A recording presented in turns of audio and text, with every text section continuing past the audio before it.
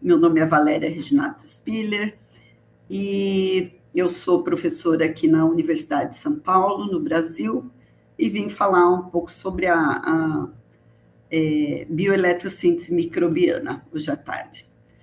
Só para apresentar a nossa instituição, né, para quem não conhece, a USP fica no estado de São Paulo, né, que é aqui no sudeste do Brasil, e tem cerca de 60 mil habitantes, 60 mil estudantes de graduação e 30 mil estudantes de pós-graduação.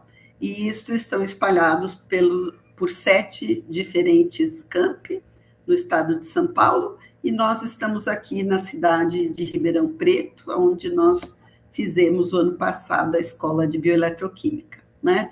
Essa é a nossa faculdade, nós estamos aqui junto ao Departamento de Química, e eu estou alocada aqui junto ao curso de Química Tecnológica, Biotecnologia e Agroindústria, né? Então, esse é o nosso departamento. E no laboratório, o meu laboratório aí, sobre o qual eu sou responsável, né, é o Laboratório de Biotecnologia Ambiental e Energias Renováveis, chamado de Labiore, né? Quem quiser nos seguir no Instagram, tem aqui um QR Code para nos seguir. E neste laboratório nós temos 2 grandes linhas de pesquisa, né? Uma relacionada ao gênero Clostridium, né? Então, nós trabalhamos bastante, isolamos um Clostridium beijerinho, que trabalhamos bastante com a produção de hidrogênio, com a produção de ácido butírico, né? Então, trabalhamos com o Clostridium em bioprocessos e também tentando melhorar a performance dele em sistemas bioeletroquímicos, né? E nos últimos 10 anos, nós estamos, junto com a professora Dalgisa, trabalhando com sistemas bioeletroquímicos microbianos, né? Então, quando me convidaram para dar essa palestra, né, eu fiquei um pouco em dúvida com relação à terminologia, né, que hoje as mais diferentes tribos aí da bioeletroquímica utilizam nomes, né, MEC, MES, para cada produto tem quase um sistema bioeletroquímico distinto, né? Então, como eu estou num departamento de química, né?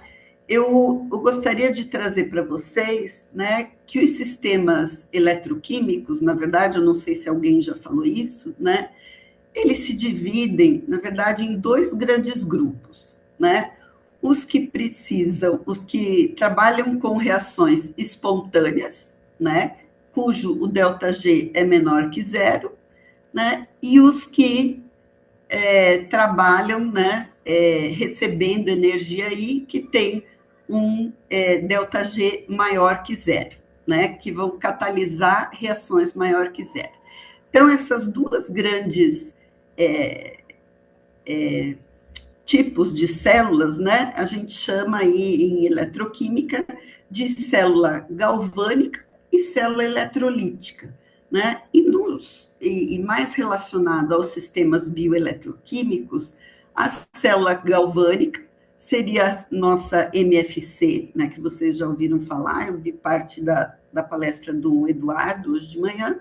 Então, é uma célula galvânica, e os outros sistemas, todos eles são células eletrolíticas, independente dele ser chamado de MES ou MEC, né, ou seja lá que outros nomes, né, que estão sendo dados, mas ele é uma célula eletrolítica. Por quê?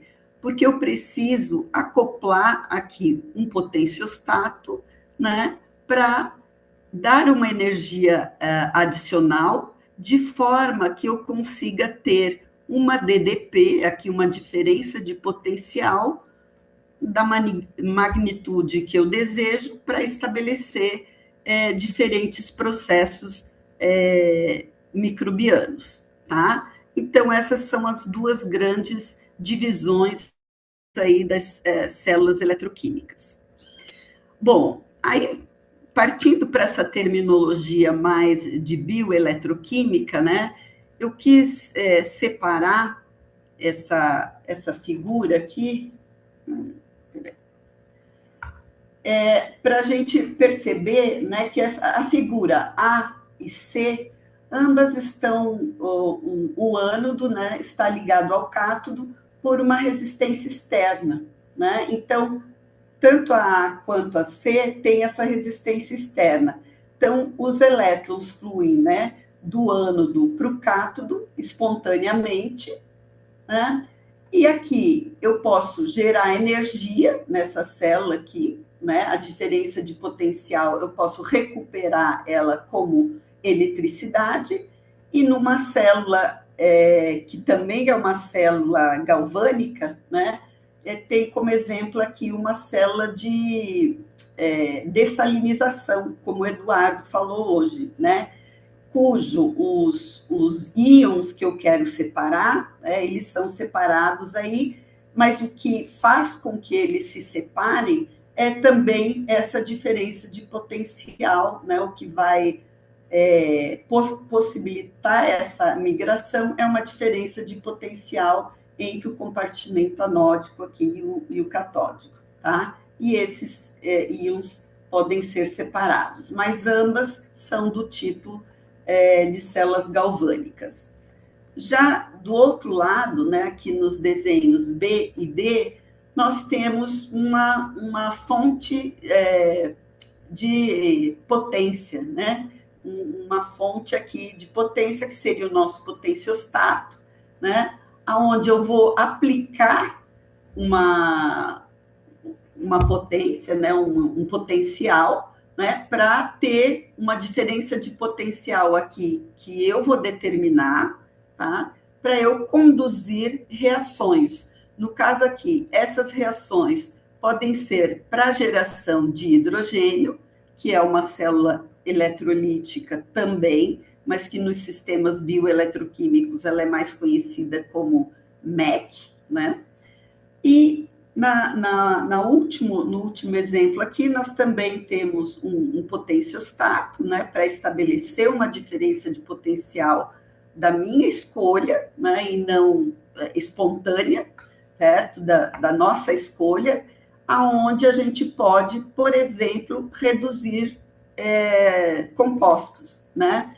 E se confunde muito hoje essa eletrossíntese microbiana com redução de CO2. Ela é quase utilizada como um sinônimo, né? Mas não necessariamente precisa ser o CO2, né? Nós podemos ter glicerol, aqui podemos ter outras moléculas a serem reduzidas e ter outros produtos, tá? Mas ambas, tanto a célula que vai gerar hidrogênio quanto a que vai reduzir o CO2, são células do tipo eletrolíticas, né? Mais conhecidas como MEC e como MES, né?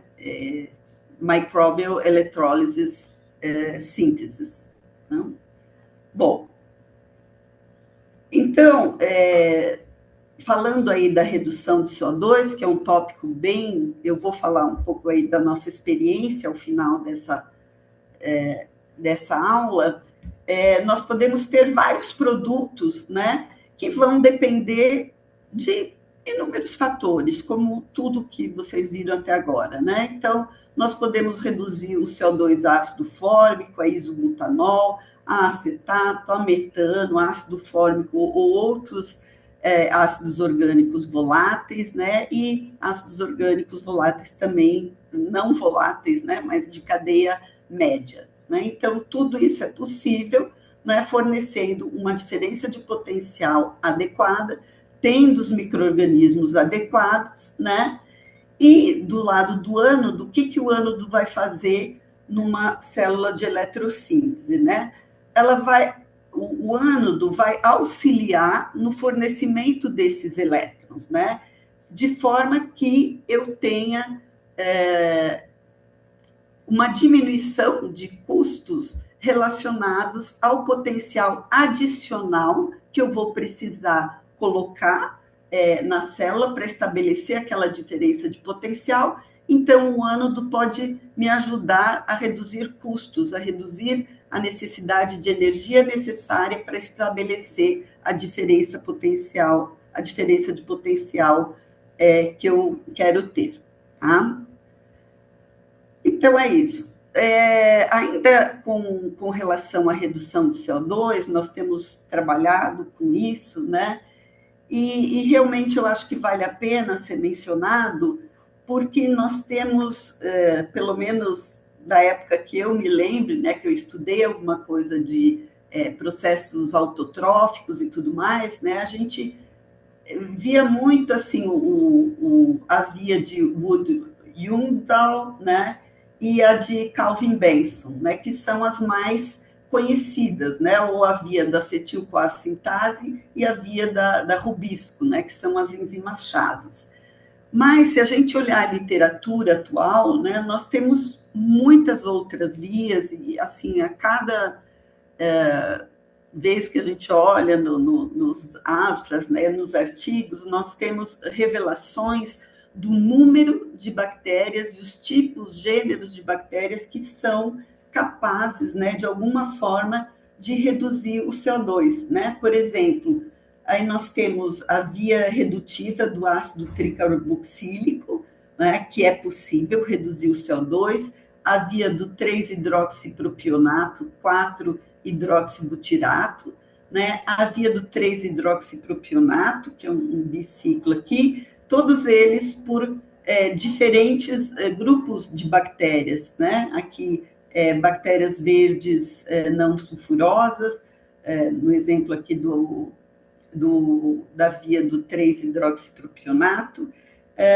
e a via do dicarboxilato 4-hidroxibutirato. Né? Então, nós temos uma série de vias bioquímicas que vão contemplar, né, que estão disponíveis em diferentes grupos de micro-organismos que vão poder ser utilizadas como catalisadores aí dessas células de eletrossíntese microbianas, tá? Então, eu vou falar de uma célula aí que a gente usa, né, que é uma proteobactéria. Bom, o que eu entendo, né? Quando me falaram para fazer o tópico de eletrossíntese microbiana, né? Eu pensei, mas nós podemos obter bioprodutos em outros tipos de células de sistemas bioeletroquímicos, né? Por exemplo, nós já tivemos a experiência de ter produtos, né, que têm que não são totalmente oxidados, mas que são intermediários aí de uma oxidação, que foram obtidos em células microbianas a combustível, né? Nós podemos usar sistemas de eletrofermentação, que eu vou mostrar para vocês o que a gente chama de eletrofermentação, né? E também temos aquele, no estrito senso, né, as células de eletrossíntese microbiana, que seriam essas mais utilizadas para a redução de CO2. Então, eu vou dar exemplos, né, desses possíveis sistemas bioeletroquímicos visando não agora obter a energia elétrica apenas, como numa MFC, mas também produtos de valor agregado a partir de resíduos, né, ou carboidratos contidos em resíduos. Então, nós tivemos aqui, como todos do grupo aí que eu conheço, né, a gente começou a trabalhar com as células microbianas a combustível, né, e quando nós colocamos o glicerol, né, anteriormente a gente utilizou acetato, utilizamos glicose, depois acetato, né, mas nós também utilizamos glicerol, porque glicerol é um produto, é um subproduto, né, da obtenção do biodiesel, então nos interessava, né, sempre nos interessa trabalhar com resíduos, né, então a gente utilizou o glicerol na alimentação de células microbianas a combustível. Então, eu vou dar um exemplo aqui de um trabalho que a gente fez utilizando uma cultura mista e aqui depois utilizando uma cultura pura que foi isolada dessa cultura mista, desse primeiro trabalho aqui desenvolvido, tá?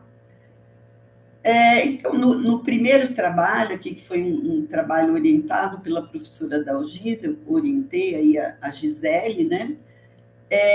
Nós fizemos a aclimatação de um consórcio microbiano num biofilme estável e nós obtivemos, além, né, da energia elétrica, que é o que se esperaria, né, numa MFC, nós tivemos a obtenção de um 3-propanodiol, né?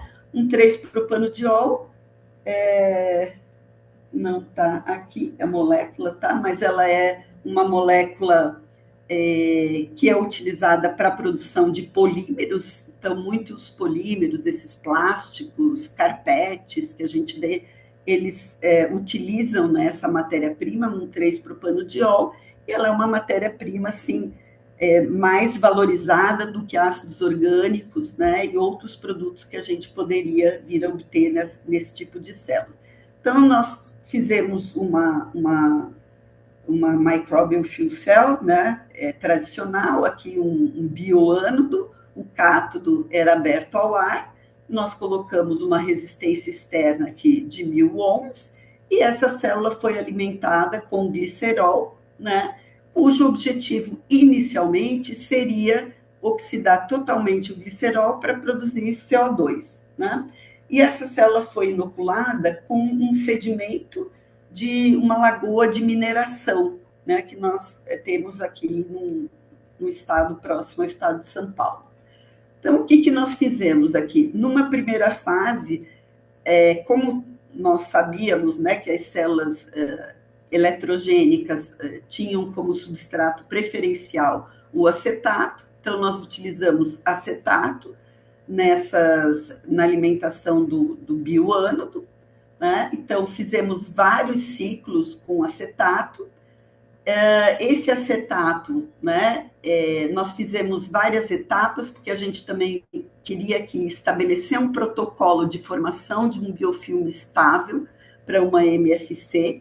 Então, nós começamos aclimatizando aquela cultura mista com 1 grama por litro de acetato, depois removemos os sólidos que caíram, né, daquele biofilme, que foi aqui na fase 4, né, e na fase 5 e 6 nós reduzimos a quantidade de acetato e colocamos o glicerol, substituindo de 20 em 20%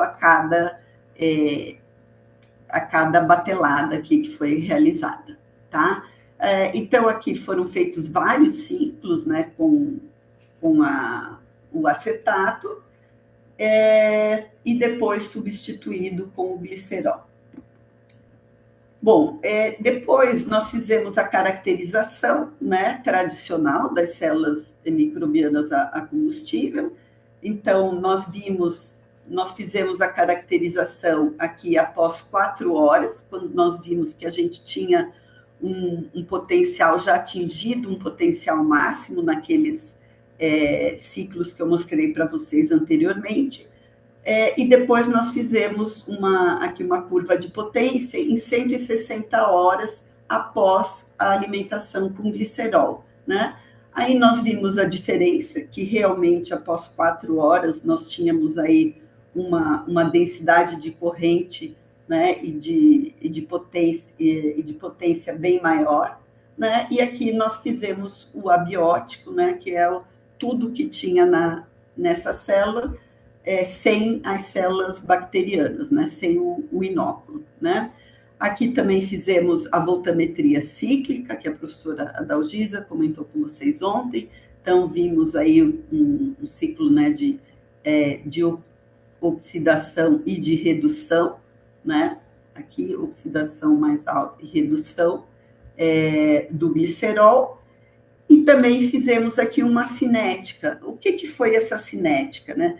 essa cinética ela foi elaborada, deixa eu mostrar para vocês, durante um ciclo de alimentação, tá? Então, nós começamos a tirar amostras durante um ciclo de alimentação do glicerol, né? E é o que está representado nessa figura aqui. Então, o glicerol aumenta, né? A hora que nós alimentamos, ele está aqui nos quadradinhos pretos, e vocês veem que logo após 4 horas, mais 6 horas de alimentação, tá? O glicerol já tinha sido completamente consumido. E essa linha aqui representa a voltagem. E nós vimos que a voltagem continuou por muito mais tempo do que o glicerol, né? O glicerol o nosso substrato já havia sido consumido e nós continuávamos tendo um potencial alto aqui, né? Então, nós analisamos os subprodutos, né, da oxidação microbiana do glicerol, que poderia ser os ácidos orgânicos, tanto acético quanto butírico, e também um 3-propanodiol, né?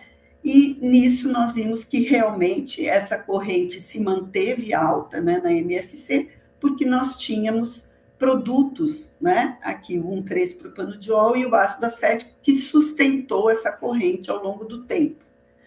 Aí nós percebemos que coisa interessante, né? Mesmo que uma MFC não tenha sido concebida para formar produtos, é possível, né? A gente poderia ter recuperado tanto energia elétrica, menos, né? Bem menos energia elétrica, quanto um 3-propanodiol, se a gente tivesse parado, né? Ou talvez trabalhado com um sistema contínuo e poderíamos recuperar um produto de valor agregado, mesmo estando em modo MFC, né? E isso foi o diferencial desse trabalho, tá? E aí nós fizemos a microbiota, né? Nós caracterizamos a microbiota do biofilme do inóculo, né? Que mudou completamente quando foi alimentado apenas com acetato e que, por sua vez, mudou completamente quando foi alimentado ao final, né, da alimentação com glicerol.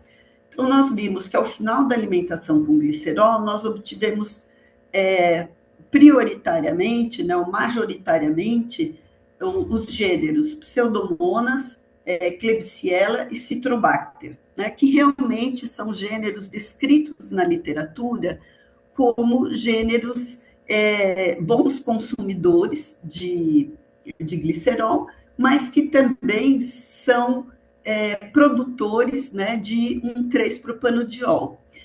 Aí nós seguimos para um isolamento de bactérias, né? Nós fizemos isolamento e nós conseguimos, né, isolar uma bactéria, uma Pseudomonas aeruginosa, exatamente desse biofilme, né, que constituiu o biofilme da célula alimentada com glicerol, né? Nós isolamos, mandamos identificar pelo 16S, e depois ela também teve seu genoma sequenciado, então ela é chamada aí de Pseudomonas aeruginosa EL14, tá?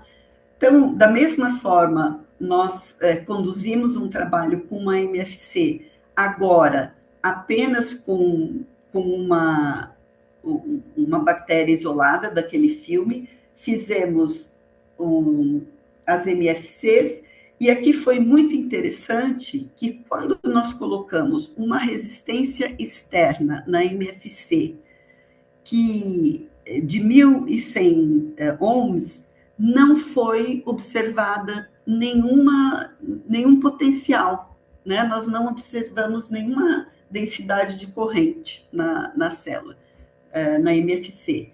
Então, nós aumentamos ainda mais, tá, a resistência externa para 2.200 ohms, que é assim, extremamente alta quando o objetivo é produzir energia, mas nós já não estávamos mais interessados apenas na energia elétrica, mas também em alguns produtos que essas células pudessem nos fornecer, né? Então, nós aumentamos a resistência externa para 2.200 e aí nós conseguimos obter esses ciclos, né, que vocês estão vendo aqui nesse gráfico, né?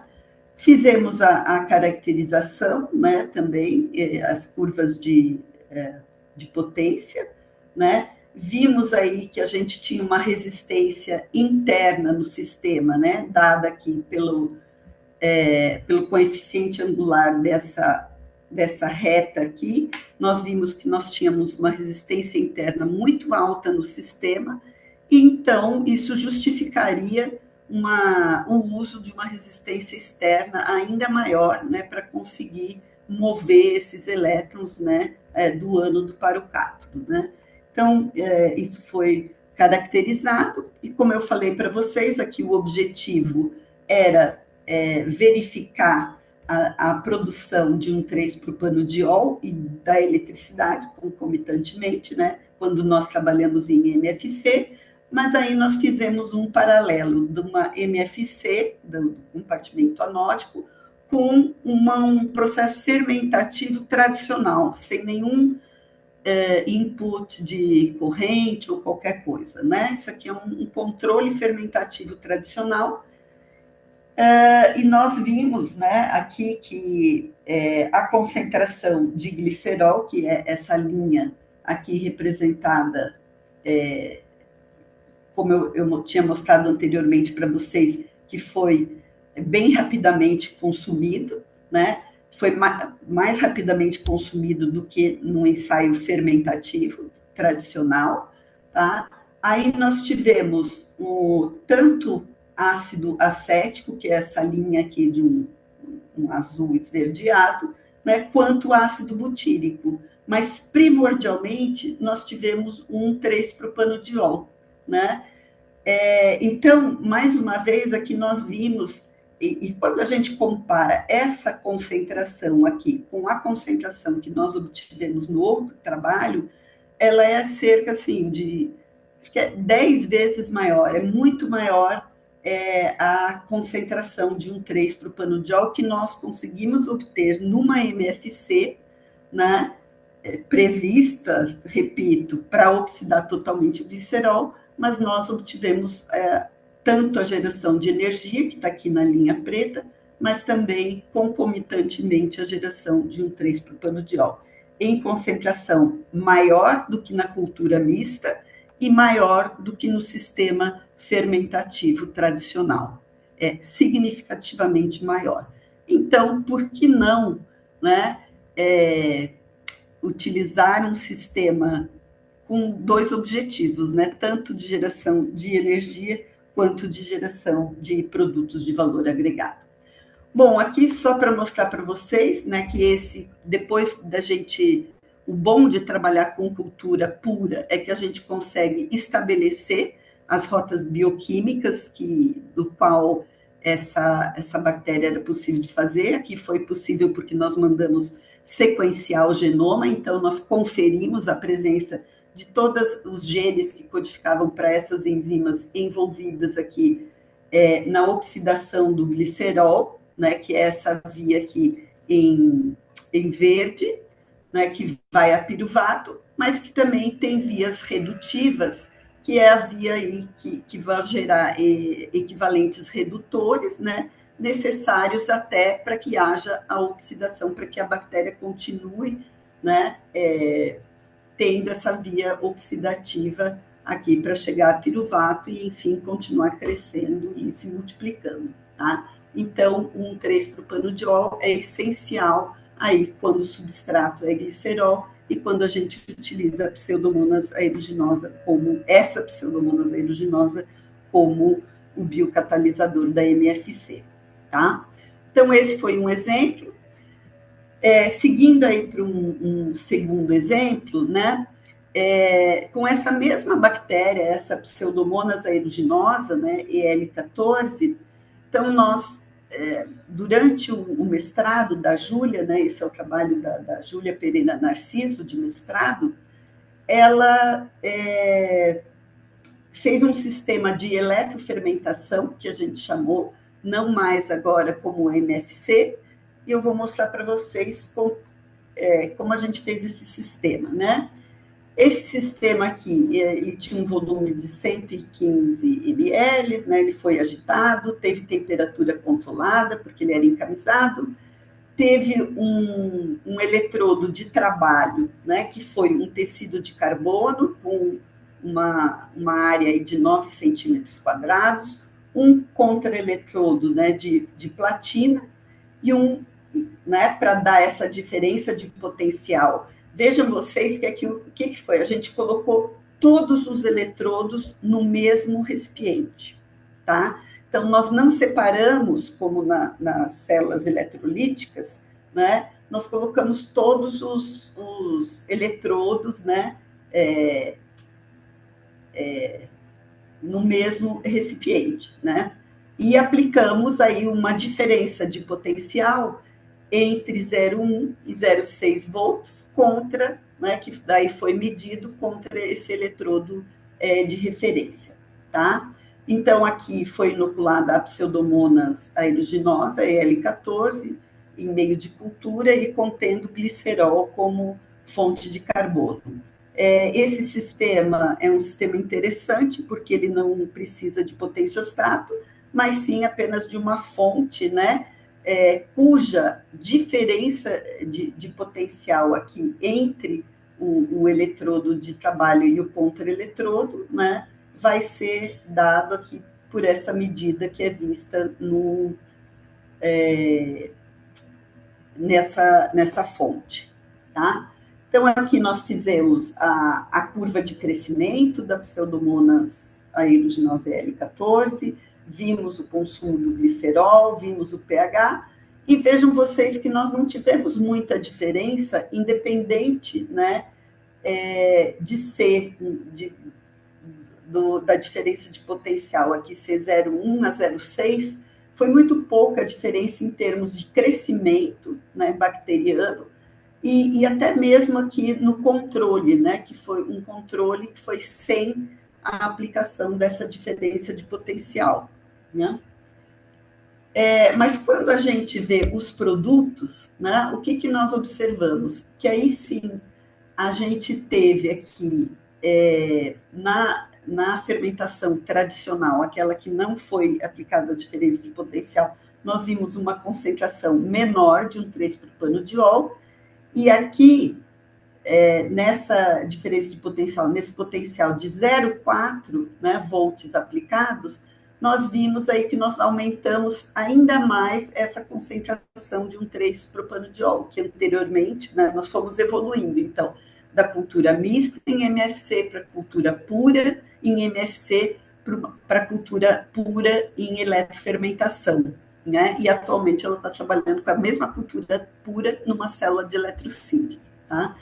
Mas esses resultados a gente não tem ainda. Então, e aqui nós conseguimos, antes era 20, né, a concentração que a gente tinha de um 3-propanodiol, e nós conseguimos aumentar aí até 100 milimolar a concentração de um 3-propanodiol, né? Aliado a isso, nós aumentamos significativamente aí a produtividade, né, que leva em consideração o tempo de produção, então foi mais rápido, né, esse potencial, nesse potencial aplicado em 0,4, e também o rendimento, né, do produto em relação ao substrato consumido. Nós vimos que o nosso YP/S, né, o P seria um 3-propanodiol e o S o substrato, o produto, desculpa, o S o substrato, que é o glicerol, nós obtivemos aqui um rendimento maior também nessa diferença de potencial de 0,4, tá? Então, esse trabalho foi publicado, né? Ela também fez acho que foi os produtos aqui, comparativo, né? Na verdade, é o mesmo, só representado de uma forma diferente. Também padronizou aqui, fez a caracterização, né, do eletrodo de trabalho, né? Ele abiótico, né, sem nenhum pico aqui de oxidação ou redução, logo após, né, o inóculo, que a gente vê que bem rapidamente ele já adquire aí uns picozinhos, né, de redução e oxidação, e depois, né, de 6 horas, né, que essa eletrofermentação foi também bem mais curta que os outros ensaios, né, nós tínhamos já um pico mais definido aqui por volta de 0,36, menos 0,36 aqui como pico de redução.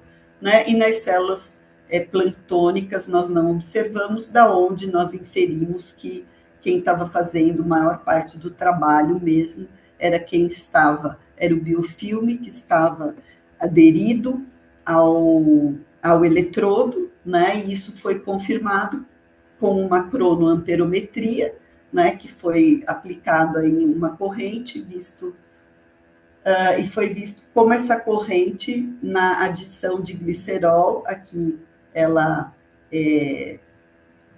diminuía, né? Então isso ou aumentava, né? Isso aqui foi visto com a cronoamperometria, que também nos deu certeza que quem estaria fazendo o trabalho era o biofilme mesmo aderido no tecido de carbono, tá? Essa cronoamperometria, eu acho que vocês viram essa técnica ontem, né? A gente estabelece o potencial, aí aqueles ensaios anteriores também serviram para isso, né? Nós estabelecemos o potencial de menos 0,4 para fazer a cronoamperometria, e isso foi realizado, então, como mais uma caracterização. Bom, e por último, né, a gente tem um exemplo aqui de eletrossíntese, né, o que se chama atualmente de MES, né, de eletrossíntese, que seria agora realmente nesse sistema mais tradicional e tendo como substrato o CO2, né? Bom, aí esse trabalho está só começando, é um novo projeto aí que nós temos, né? E nós escolhemos, eu mostrei para vocês que existem diferentes vias metabólicas, que diferentes micro-organismos têm a capacidade de captura e redução do CO2, né? Mas nós escolhemos esse micro-organismo, Clostridium, até porque a gente trabalha com Clostridium, né? Escolhemos o Clostridium carboxydivorans, né? O Clostridium carboxydivorans, ele não é um autotrófico estrito, né? Ele é um mixotrófico, ou seja, ele tem na sua via, ele pode realizar a via de Wood-Lungel, mas também ele tem, né, o Embden-Meyerhof Pathway aqui, né? Então, tem toda a glicólise, né? Então, se você puder fornecer carbono orgânico, né, vai ter mais energia, vai propiciar o crescimento do micro-organismo e pode auxiliar até a redução do CO2 por essa via, né, que eu acho que, não sei se vocês viram, mas é uma das vias mais conhecidas, mas elas não envolvem nenhum tipo de carbono orgânico, né? Ela é estritamente inorgânica, né? Esta via de assimilação de CO2, e ela resulta em produtos como o acetato, o etanol, né? E no caso aqui de fornecer alguma glicose, o lactato. Mas esse Clostridium carboxydivorans, ele também é interessante porque a partir do acetil-CoA, além do acetato, né, ele pode fazer elongamento de cadeia. Então, é possível obter ainda ácidos orgânicos de cadeias médias aí, ou maiores, até o hexanoato, né, mas o butirato e o hexanoato como ácidos orgânicos, e o butanol e o hexanol como álcoois de cadeia média, né? Então, é um micro-organismo bem interessante, só que sempre que a gente começa com um novo micro-organismo, nós temos grandes desafios, né? E a gente está nessa etapa dos grandes desafios.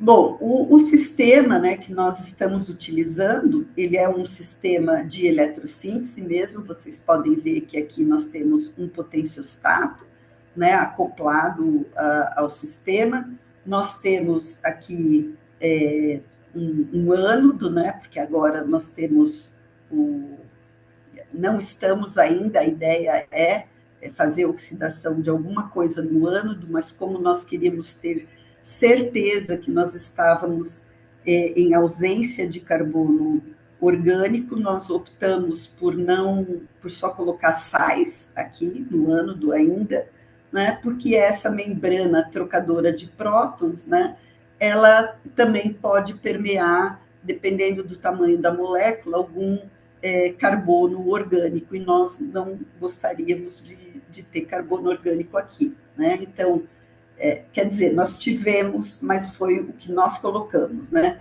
Então, aqui é o nosso cátodo, né? Nesse cátodo, eu vou mostrar para vocês com mais detalhes, né? No compartimento catódico aqui, nós temos uma solução, né, num tampão fosfato, com a dupla aí, fosfato monobásico e dibásico, né, de potássio. Nós temos cloreto de amônio e outros sais. E nós começamos, né, já que nós sabemos da dificuldade que é crescer um micro-organismo estritamente autotrófico, então nós começamos, e vários trabalhos da literatura utilizando o Clostridium carboxydivorans utiliza extrato de levedura, então nós adicionamos inicialmente 1 grama por litro de extrato de levedura, né? E no compartimento catódico ainda, no meio líquido, né, nós colocamos uma solução de oligoelementos, que é indicada pela DSMZ, né, que foi onde nós compramos esse micro-organismo, o bicarbonato de sódio como fonte de CO2, tá? Borbulhamos também CO2 no headspace, aqui, de forma a manter isso, o cátodo em anaerobiose, e inicialmente aí o pH foi mantido em torno de 6, tá? No compartimento anódico, aqui nós tínhamos a mesma composição, tá, do meio que estava no compartimento catódico, exceto o extrato de levedura e a solução vitamínica e de oligoelementos, né? E diminuímos o pH de forma a auxiliar a passagem de íons aí, H+ para o cátodo, tá? Então, esse foi o sistema, ambos tinham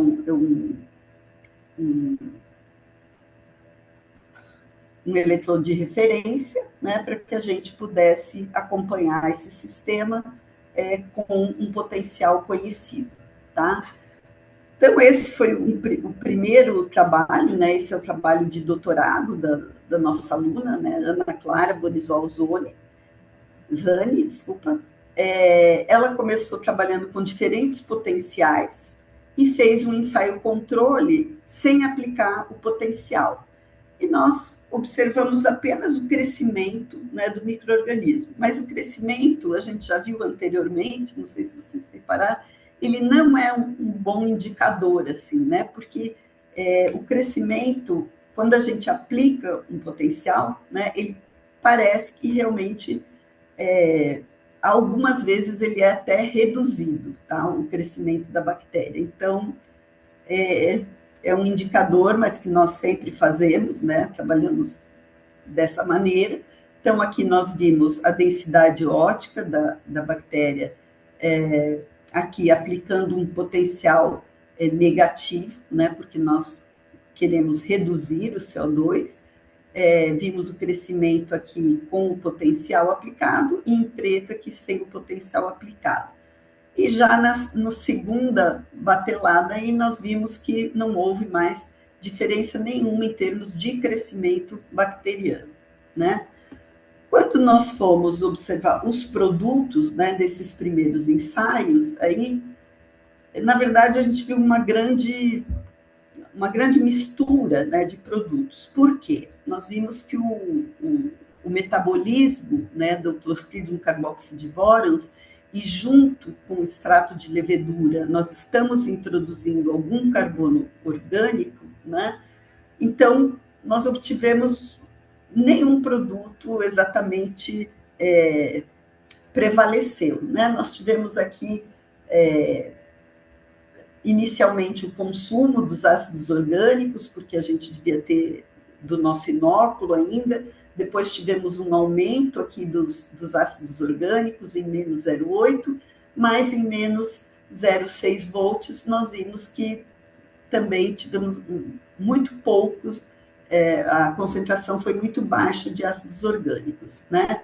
Isso aqui em termos de concentração de ácidos. E aqui, nessa figura B, é a figura onde não foi aplicado, é a fermentação tradicional, né? Feita no mesmo sistema, para ter o mesmo headspace, né? Mas sem aplicação de nenhum potencial. E nós vimos aqui, né, que também não teve, né, que a gente não esperava mesmo, realmente que tivesse nenhuma diferença significativa, né? Então, esse ensaio não foi tão bem sucedido, né, mas nós optamos aqui, devido ao crescimento, né, da bactéria ter sido elevado, e nós estarmos mais abaixo, né, um potencial mais baixo, não, maior, né, um potencial maior do que a hidrólise da água, nós estamos indo um pouco, fugindo um pouco do potencial de eletrólise da água, nós optamos para fazer os nossos ensaios subsequentes em potencial de menos 0,7 volts, tá? Após esses ensaios preliminares, também fizemos a caracterização aqui com a voltametria cíclica, né? Nós vimos também curva aqui de redução de oxidação, né? No biofilme, né? E no controle sem potencial, então sem nenhuma grande alteração aí nesses picos catódicos e anódicos, tá? Bom, depois disso, tá? Na mesma célula, nós começamos a aplicar um potencial fixo de menos 0,7 volts, tá? Então, nós tínhamos certeza que esse potencial era de menos 0,7 volts, porque no potenciostato, né, a gente pode estabelecer esse potencial. Então, o que nós fizemos? Nós continuamos com a adição de extrato de levedura, mas diminuímos a sua concentração. Então, nós começamos com 1 grama por litro de extrato de levedura, diminuímos para 0,5 gramas litro e terminamos aqui em 0,25 gramas litros de extrato de levedura. O que mais foi mudado, né? Então, aqui nós vimos, deu para ver direitinho o crescimento.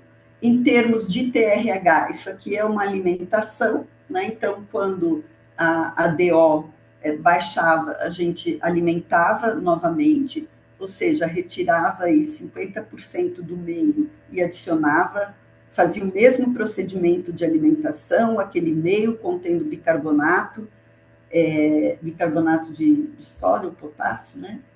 Que nós adicionávamos com aquela solução de oligoelementos e fazíamos um novo ciclo de crescimento, né? O crescimento aqui visto pela densidade ótica em 600 nanômetros.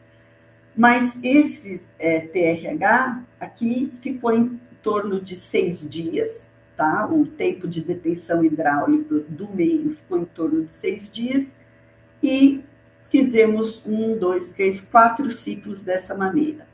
Depois diminuímos a concentração de extrato de levedura e permanecemos com o mesmo TRH.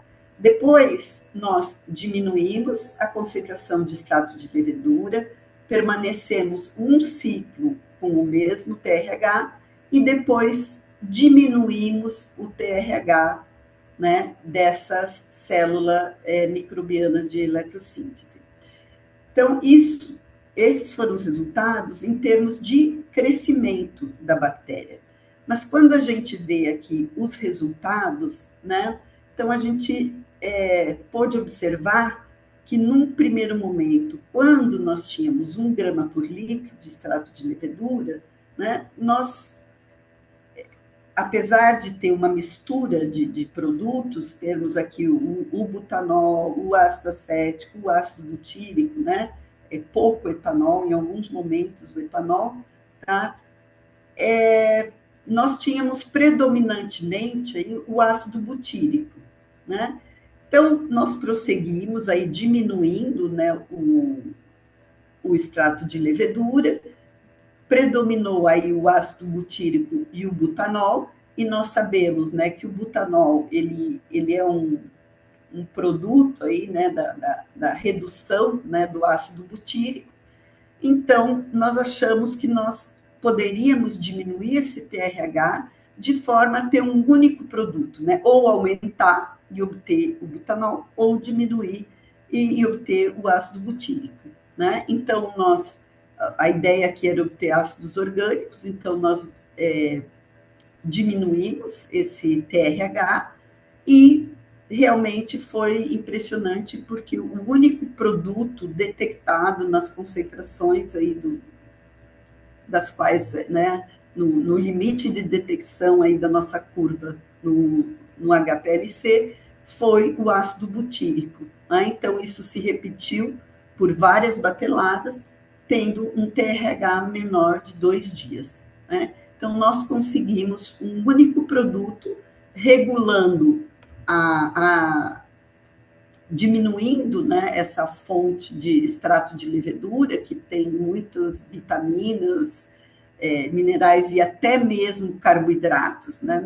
Quando nós diminuímos isso, e diminuímos o TRH, nós conseguimos afunilar esse metabolismo aí para a síntese de ácido butírico. Bom, foi isso, né? Eu não sei se foi muito rápido ou não, eu não sou muito boa em coisas remotas, né? Eu gosto muito de olhar quem está me olhando, mas, enfim, nós conseguimos ter um consórcio, né, um biofilme eficiente, eletrogênico, né, com aquele primeiro trabalho. A aclimatação foi bastante importante por deixar para manter a estabilidade daquele biofilme em MFC. A resistência externa modulou, né, a transferência externa de elétrons aí nas nossas células, né, de forma que a gente pôde obter produtos de valor agregado mesmo em MFC, né? Quando nós fomos para a eletrofermentação, nós aumentamos o rendimento, né, e a produtividade desse produto, no caso, um 3-propanodiol. E na célula de eletrossíntese com CO2, né, a lição que a gente leva para casa, né, é que o TRH e o potencial aplicado, né, pode dirigir o metabolismo microbiano e, em consequência, a eletrossíntese para o produto desejado, né? Então, aqui eu deixei um artigo aqui para vocês, que foi um artigo feito por um aluno de pós-graduação nosso, em português, tá? É uma revista brasileira, mas eu acho que ele explica muita coisa de eletrossíntese, tá? De uma forma assim bastante didática. Ele é um review que foi aí supervisionado pela professora Dalgisa, principalmente, né? E eu como co-orientadora desse aluno. Então, eu gostaria de deixar para vocês esse link aí, se vocês tiverem interesse, né? E agradeço aí o meu grupo de pesquisa, né? O pessoal aí na nossa festa de final de ano, novamente o laboratório, se vocês quiserem seguir os nossos trabalhos, o que a gente está fazendo, tem o Labiori USP, gostaria de agradecer a minha colega, amiga e colega aí, colaboradora, né, desde o início aí nos sistemas bioeletroquímicos, tá? Então, era isso. Se foi muito longo, né?